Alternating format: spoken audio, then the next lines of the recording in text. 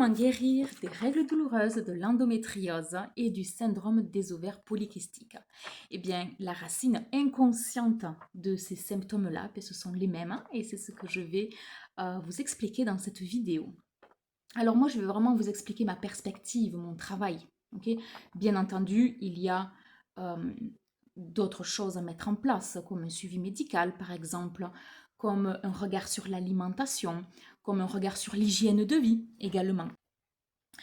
Ce qui s'est passé quand on a des règles douloureuses, de l'endométriose, du SOPK, c'est que le corps s'est fortement contracté à répétition pendant plusieurs années et qui fait qu'à un moment donné, eh bien, il y a eu tellement de contractions dans le corps que l'énergie de vie ne circule plus très bien, que les organes ne sont plus très bien alimentés en sang, en oxygène, en énergie, et que ça commence à dévier.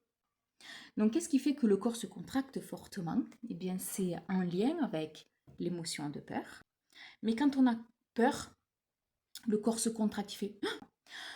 Et en fait, au fur et à mesure qu'on a toutes ces peurs, donc je vais les nommer plus tard, les peurs, toutes ces peurs-là, au quotidien ou de façon régulière, tac, ça bloque, ça bloque. Et au bout d'un moment, notre diaphragme, qui est quand même le muscle de la respiration, donc qui est quand même ultra essentiel dans notre vie, pour permettre aussi notre énergie vitale de circuler, eh bien, à un moment donné, il va se figer.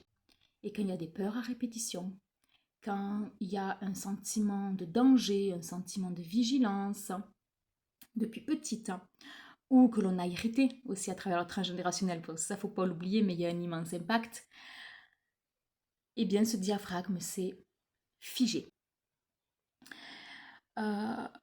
Et tout ce qui est en lien avec SOPK, endométriose, règles douloureuses, c'est du sang. Quand vous avez des problématiques, surtout au niveau des règles, les règles, c'est du sang. Donc la problématique vient des liens de sang, donc les liens familiaux. Mais en tout cas, travailler sur qu'est-ce que j'ai reçu dans ma vie qui fait que mon corps s'est contracté.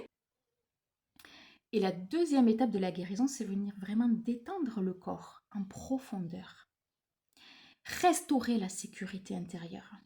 Apprendre à lâcher prise.